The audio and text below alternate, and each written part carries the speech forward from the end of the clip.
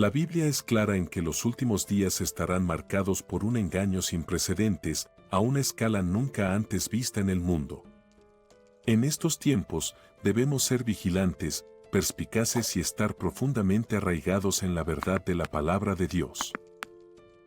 Vivimos en una época donde la confianza en los medios de comunicación principales está disminuyendo y más personas están despertando a la realización de que la única verdad inquebrantable se encuentra en la Santa Biblia.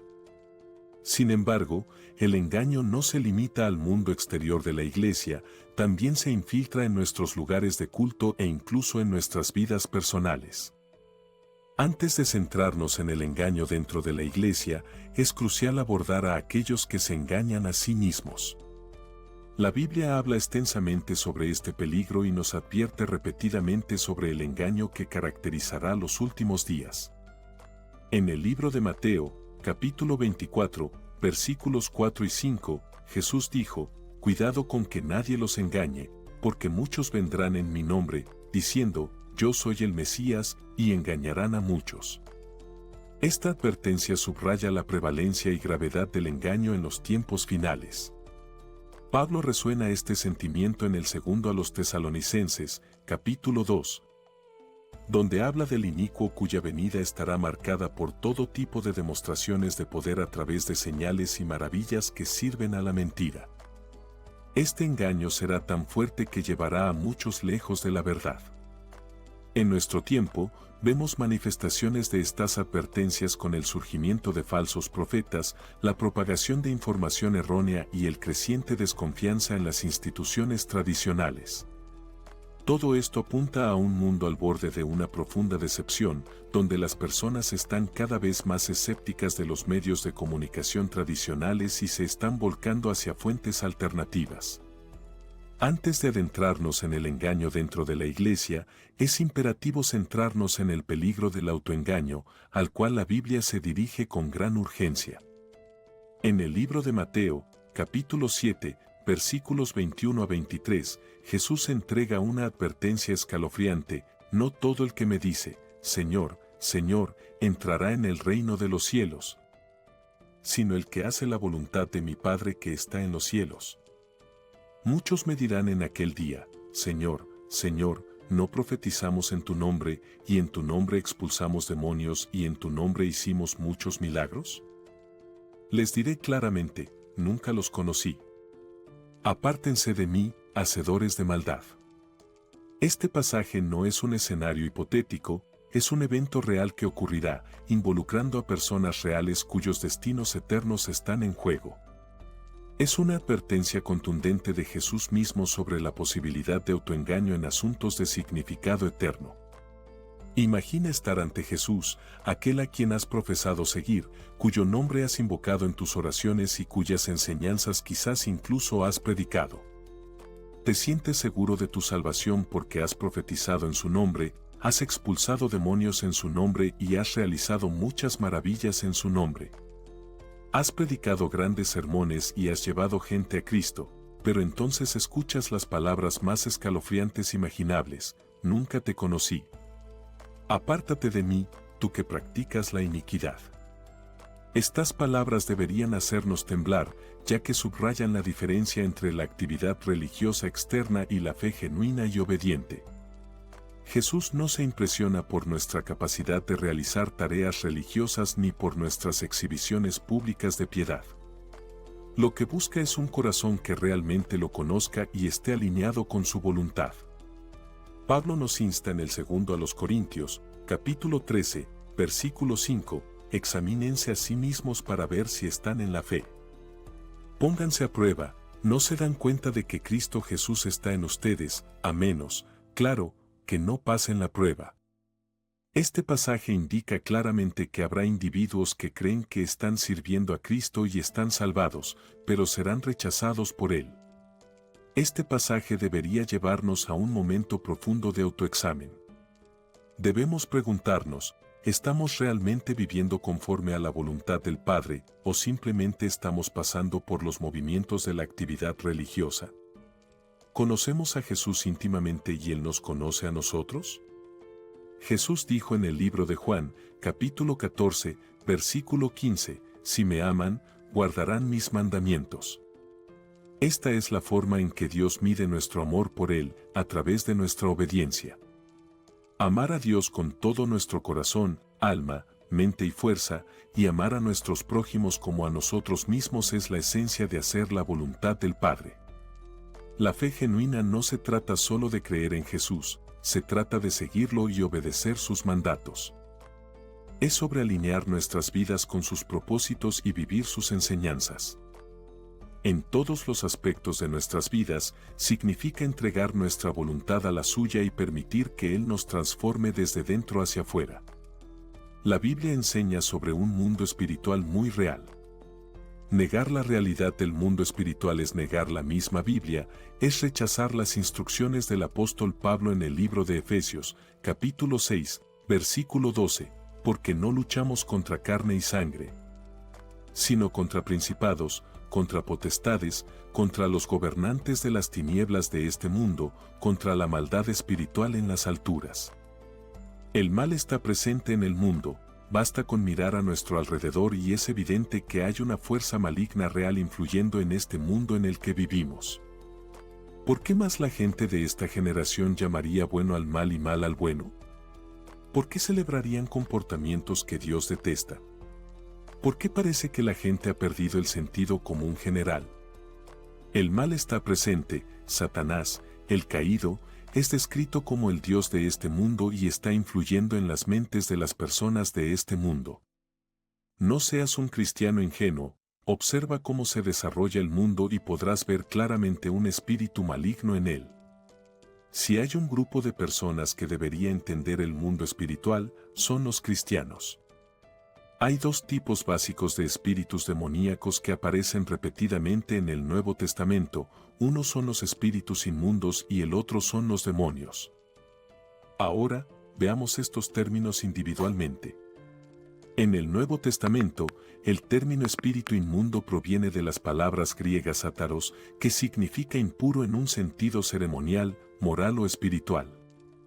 Esta palabra se utiliza a menudo para describir cosas que son impuras o no adecuadas para la presencia de Dios.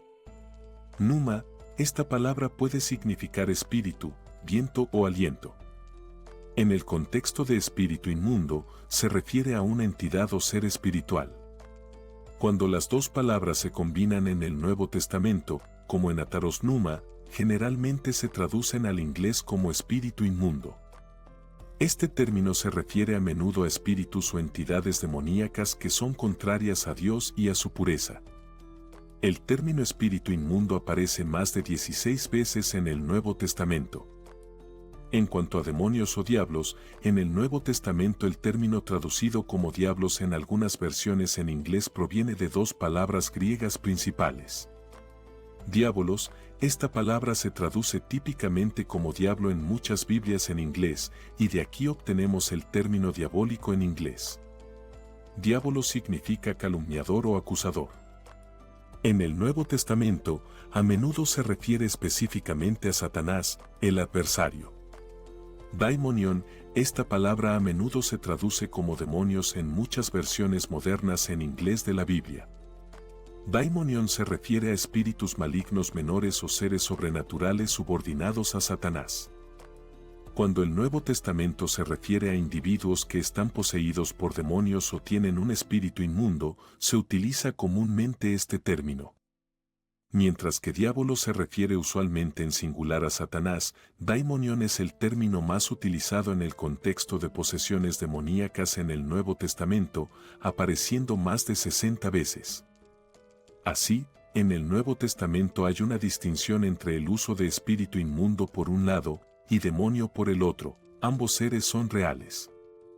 Tanto en el Antiguo como en el Nuevo Testamento, vemos cómo estas entidades tienen un efecto tangible en este mundo. He realizado investigaciones y estudios extensos en demonología y no puedo encontrar un solo versículo en la Biblia que indique que estos seres han cesado sus operaciones en este mundo. Al contrario, mi Biblia indica que en los últimos días habrá un aumento en la actividad de espíritus demoníacos y malignos. En el 1 Timoteo, capítulo 4, versículo 1, se expresa claramente que en los tiempos posteriores algunos se apartarán de la fe, prestando atención a espíritus engañadores y doctrinas de demonios. Sin embargo, si asistieras a una iglesia moderna, podrías creer que los demonios ya no existen. La Biblia nunca dijo esto, nunca evita este tema, pero las iglesias modernas y los predicadores modernos sí lo evitan. De hecho, te predicarán sobre cómo lograr un avance, sobre cómo enriquecerte y sobre cómo tus sueños pueden hacerse realidad. Sin embargo, evitan el tema de los demonios cuando hay personas en este mundo que enfrentan espíritus inmundos y demonios todos los días de sus vidas. Hablé con una mujer que estaba bajo un ataque demoníaco. Asistió a su iglesia local y le explicó al pastor cómo estaba siendo atormentada por un espíritu maligno.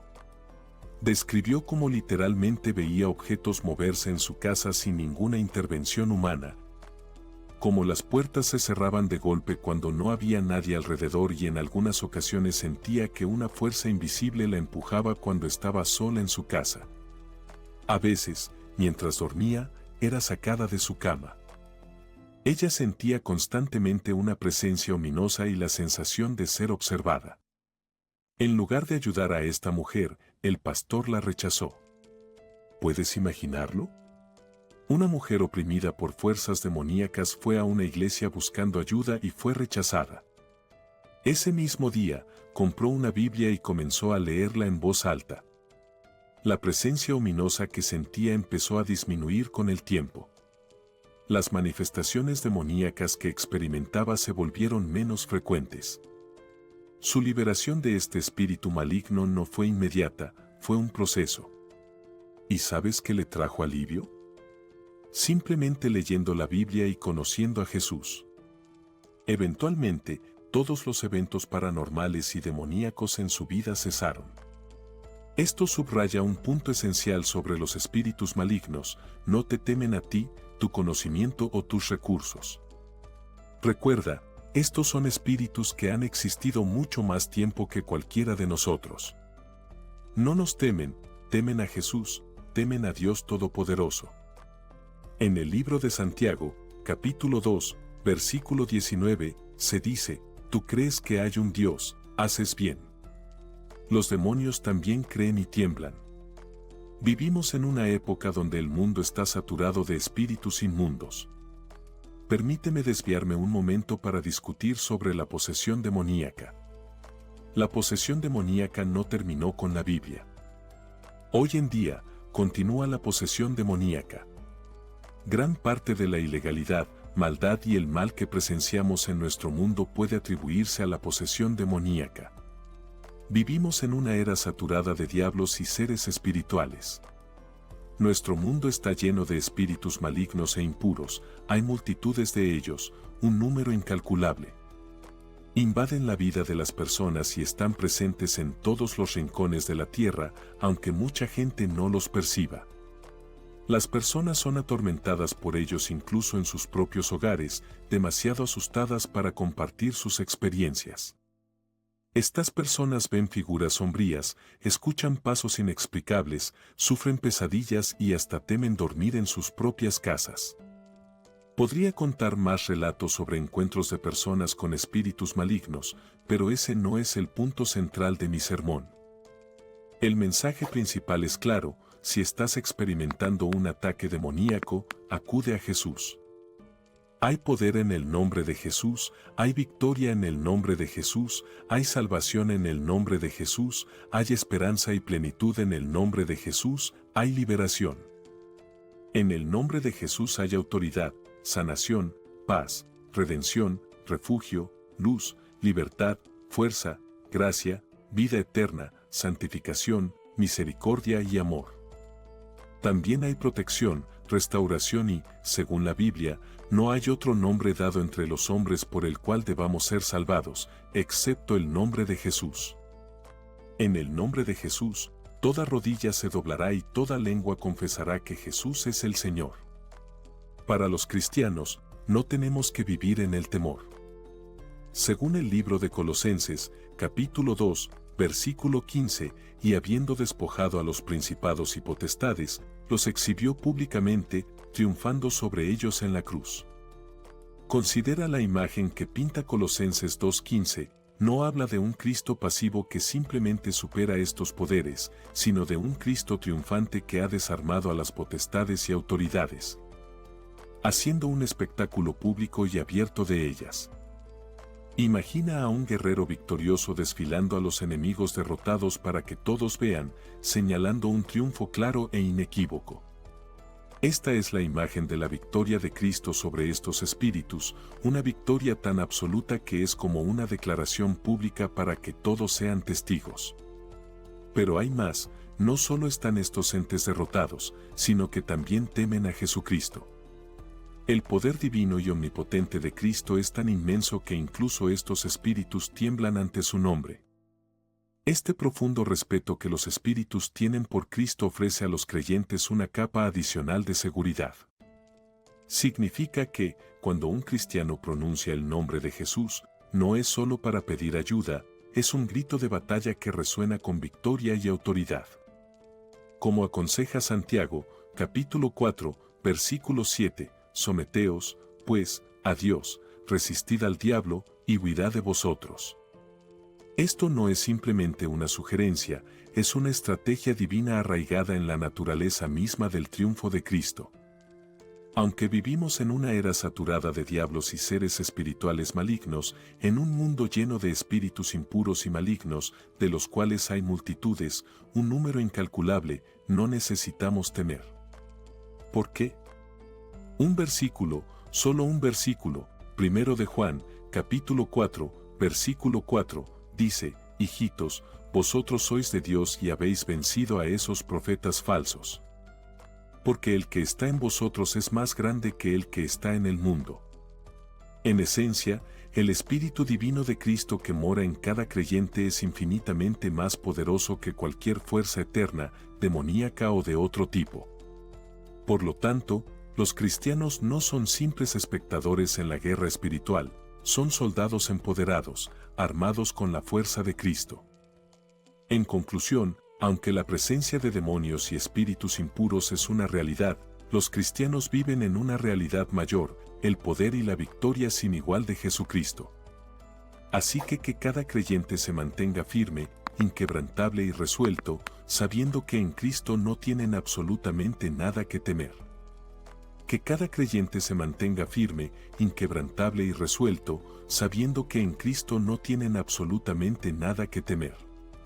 Ven, Señor Jesús, alaba Juan en la isla de Patmos al final del libro de Apocalipsis. Ven, Señor Jesús.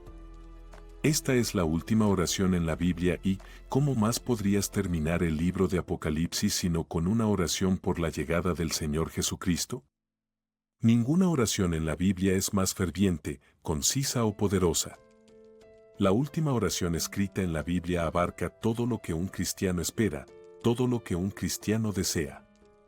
La última oración escrita en la Biblia refleja el corazón mismo de todos los cristianos, el corazón de cientos de millones de cristianos en todo el mundo, que anhelan que la última oración de la Biblia se haga realidad. Hoy vamos a discutir un pasaje de la Biblia que habla de una futura escena de juicio después de la gloriosa segunda venida de Jesús. El pasaje se encuentra en el libro de Mateo, capítulo 25, versículos 31 a 33.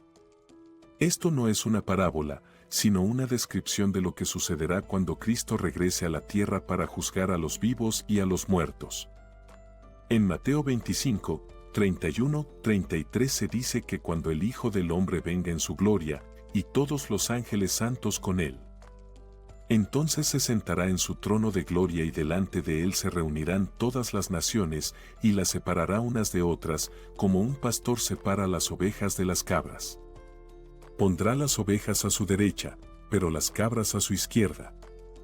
Al leer estos versículos, vemos que todas las naciones del mundo estarán presentes. Esto significa que aquellos que viven en cada parte del mundo serán reunidos ante Cristo durante su segunda venida. Nuestro vocabulario falla al intentar describir la inmensa magnitud de este evento. No importa si alguien es rico o pobre, influyente o no, todos estarán presentes. Naciones que permiten y aceptan el Evangelio estarán allí, e incluso naciones donde es ilegal predicar el mensaje del Evangelio, también estarán allí. Al pensar en esta futura escena de juicio, es importante recordar que las personas influyentes que vivieron en esta tierra se reunirán junto con la gente común. Los reyes y los gobernantes, los ricos y poderosos, los políticos y los multimillonarios estarán ante Cristo, al igual que todos los demás. Esto nos recuerda que nadie está exento del juicio de Dios. No importa cuánta riqueza o poder tenga alguien en la tierra, lo que importa es su relación con Cristo. Podemos estar seguros de que aquellos que le son fieles serán colocados a su derecha y aquellos que lo han rechazado serán colocados a su izquierda. La imagen de Cristo separando las ovejas de las cabras es muy poderosa. Las ovejas son aquellos que han seguido a Cristo, mientras que las cabras son aquellos que lo han rechazado. Esto nos recuerda que solo hay dos tipos de personas en el mundo, aquellos que han aceptado a Cristo como su Señor y Salvador y aquellos que no. Podemos pensar que existen más de dos grupos, sin embargo, la palabra de Dios siempre divide a las personas en dos grupos.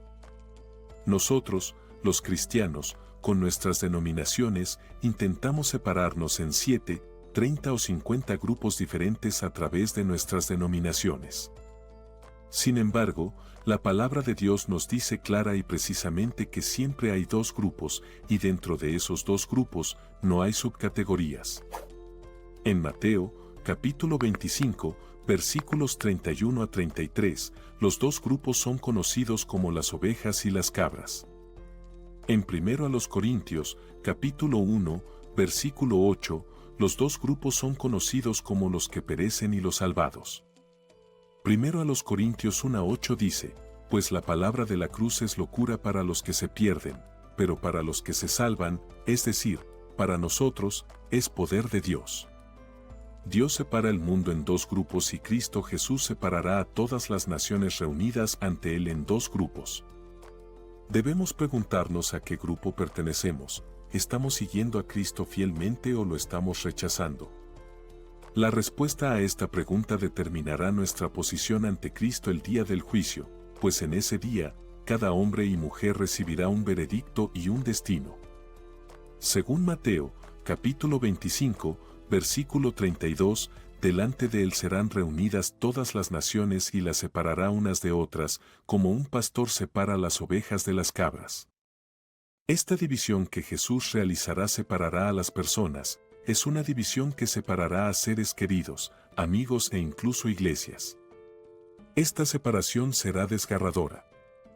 Según Lucas, capítulo 17, versículos 34 a 35, os digo que en esa noche, dos personas estarán en una cama, uno será llevado y el otro dejado.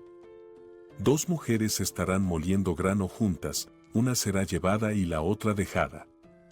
Dentro de estos dos versículos hay una división que realmente me impacta y que destaca para mí.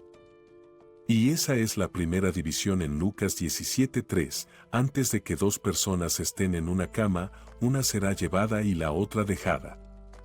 Puedes imaginar a un esposo y una esposa, donde uno será llevado al juicio y condenación eterna mientras que el otro queda para la gloria eterna con el Señor y todos sus ángeles santos? Imagina a una pareja, tal vez incluso felizmente casada, y cada uno creyendo que el otro es creyente, solo para descubrir que solo uno de ellos tenía fe. Solo para descubrir que solo uno de ellos había puesto su fe en la obra terminada de Jesucristo en la cruz. Solo uno de ellos había creído verdaderamente en la resurrección de Jesucristo. Esta separación será desgarradora, dos personas que todos consideran una pareja serán separadas eternamente. Dos pueden vivir en la misma casa y uno puede ser una oveja mientras que el otro es una cabra. Dos personas pueden trabajar en la misma oficina, hacerse amigos e incluso llegar a apreciarse y cuidarse el uno al otro, y uno es una oveja mientras que el otro es una cabra. Dos personas pueden asistir a la misma iglesia y una puede ser oveja y la otra cabra. Dos personas que todos consideran una pareja serán separadas. Hoy vamos a centrarnos en las ovejas, aquellos cuyos corazones están llenos del amor de Cristo. Aquellos que están continuamente arrepentidos por su pecado, que dependen completamente de Cristo Jesús y cuyos corazones rezan la última oración de la Biblia, ven, Señor Jesús, ven, se mencionan en Mateo. Capítulo 25, versículos 33 a 40. Allí se dice que Él colocará a las ovejas a su derecha, pero las cabras a su izquierda. Entonces el rey dirá a los de su derecha, venid, benditos de mi Padre, heredad el reino preparado para vosotros desde la fundación del mundo, porque tuve hambre, y me disteis de comer, tuve sed, y me disteis de beber. Fui forastero, y me acogisteis, estuve desnudo, y me vestisteis, enfermo, y me visitasteis, en prisión, y vinisteis a mí. Entonces los justos le responderán diciendo, Señor, ¿cuándo te vimos hambriento y te alimentamos, o sediento y te dimos de beber? ¿Cuándo te vimos forastero y te acogimos, o desnudo y te vestimos? ¿Y cuándo te vimos enfermo o en prisión y fuimos a verte? Y el rey les responderá, de cierto os digo que en cuanto lo hicisteis a uno de estos mis hermanos más pequeños, a mí lo hicisteis. Los creyentes en Cristo estarán en el cielo debido a la invitación y llamado de Cristo Jesús. Escucha las palabras de Cristo Jesús en Mateo capítulo 25, venid, benditos de mi Padre, heredad el reino preparado para vosotros desde la fundación del mundo. La Biblia nos dice que un día el Rey de Reyes dirá a aquellos a su derecha, venid, benditos de mi Padre, heredad el reino preparado para vosotros desde la fundación del mundo. Este es un mensaje hermoso y conmovedor, uno que deberíamos tomar en serio y aferrarnos a él con fuerza. Dios ha estado preparando un reino para nosotros desde el principio de los tiempos, desde el momento en que creó el mundo. Él tenía un plan para que estuviéramos con Él por toda la eternidad. Esto es un testimonio de cuánto importamos para Dios. Nos ama tanto que quiere pasar toda la eternidad con nosotros, en alegría y amor. No eres un accidente para Dios. Sí, puede que tus padres no hayan planificado tu nacimiento, o quizás te hayan rechazado, o al contrario, puede que hayan planificado tu nacimiento. No importa en qué categoría caigan tus padres, tu Padre Celestial te creó y un día heredarás el reino preparado para ti desde la fundación del mundo. Incluso mientras estamos en esta tierra, Dios quiere tener comunión con nosotros. Piensa en eso por un momento. El Dios del universo, quien creó todo lo que vemos, quiere pasar tiempo con nosotros. Quiere reír con nosotros, llorar con nosotros y caminar con nosotros a través de todos los altibajos de la vida. Él desea compartir nuestras alegrías y nuestras tristezas, ser nuestro amigo y nuestro guía. Esta es una verdad increíble, una que nunca deberíamos olvidar. Nos recuerda que no estamos solos en este mundo, que tenemos un propósito y un destino mucho más grande de lo que podemos imaginar. Somos amados por Dios y Él ha preparado un lugar para nosotros en su reino. Pero, ¿qué significa heredar este reino? Significa que estaremos con Dios por toda la eternidad, viviendo en perfecta paz y armonía con Él y con los demás. Significa que estaremos libres de dolor, sufrimiento y muerte, y que experimentaremos la plenitud de la alegría y el amor que solo Dios puede proporcionar. Heredar este reino no es algo que podamos ganar o merecer por nosotros mismos, es un regalo de Dios, dado a nosotros debido a su gran amor y misericordia. Todo lo que necesitamos hacer es aceptar este regalo, volver nuestros corazones hacia Dios y poner nuestra confianza en Él. Pero aceptar este regalo no es solo una decisión de una sola vez, es una elección diaria, un compromiso diario de seguir a Cristo y vivir nuestras vidas de una manera que lo honre. Significa dejar de lado nuestros propios deseos y ambiciones y buscar la voluntad de Dios para nuestras vidas. Implica amar a nuestros prójimos como a nosotros mismos, perdonar a quienes nos han hecho daño y servir a otros en nombre de Jesús. Mientras nos esforzamos por vivir estos principios en nuestra vida diaria, podemos encontrar consuelo sabiendo que Dios está con nosotros en cada paso del camino. Él está preparando un lugar para nosotros en su reino y quiere que seamos parte de su familia eterna. Así que aferrémonos a este mensaje reconfortante de que Dios nos ama y desea pasar la eternidad con nosotros. Esforcémonos por vivir nuestras vidas de una manera que lo honre y esperemos con ansias el día en que escucharemos al Rey de Reyes decirnos: venid, benditos de mi Padre. Heredad el reino preparado para vosotros desde la fundación del mundo.